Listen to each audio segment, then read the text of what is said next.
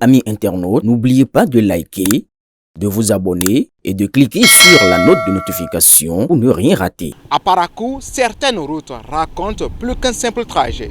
Elles racontent une histoire. Longtemps laissée dans un état de dégradation avancée, la route Boni-Yayi était pour de nombreux riverains le symbole d'un abandon volontaire. Une route oubliée, selon eux, parce qu'elle porte le nom d'un ancien président. Mais aujourd'hui, les engins sont là, le chantier est lancé et la réalité semble avoir rattrapé les spéculations. Alors, que pense la population de cette mise en chantier?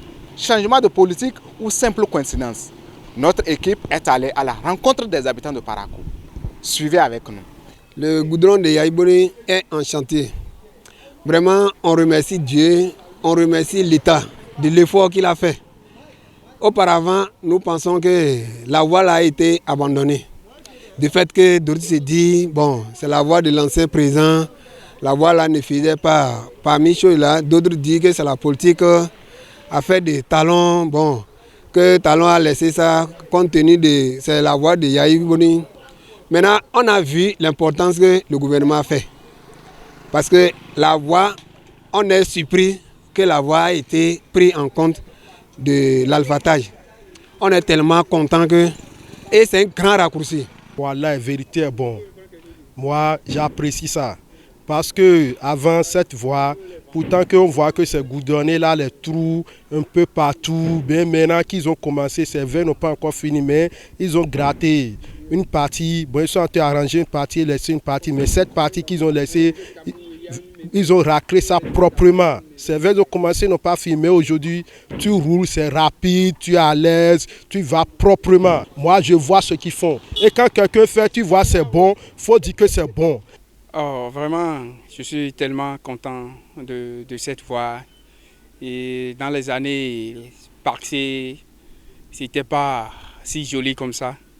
Et je suis venu dans le quartier, moi je suis à Titirou là-bas, mais je suis venu ouvrir mon atelier vers la zone ici. Et bizarrement, j'ai vu que la route a commencé, la route a démarré. Je suis tellement content de ce que cette route est en train d'amener. Ça va amener beaucoup de choses, ça va apporter beaucoup de choses et à tout le monde. Parce que c'est une voie qui est tellement longue et appréciable.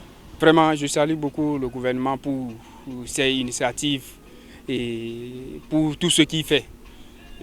Tout le monde n'est pas parfait dans ce monde. Il y a des trucs on se rend compte, il y a des trucs, il y a d'autres qui seront contents pour ça. Vraiment, sincèrement, c'est une aubaine, c'est très bien.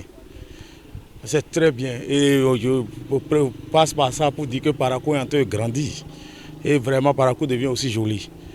Mais pour les travaux, ici c'est rien que de la poussière. Et vous parlez, moi en tant qu'électronicien, la poussière me dérange sauvagement. Non seulement ma santé, mais celui aussi des appareils que je repars.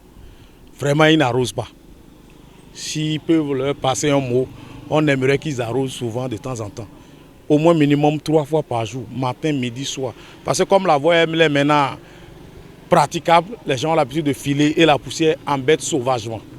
Les travaux ont démarré. Pour les populations, la question des émotions passe désormais au second plan. Ce qui compte, c'est le résultat concret, une route praticable, un gain de temps, une sécurité améliorée et un souffle nouveau pour le commerce local.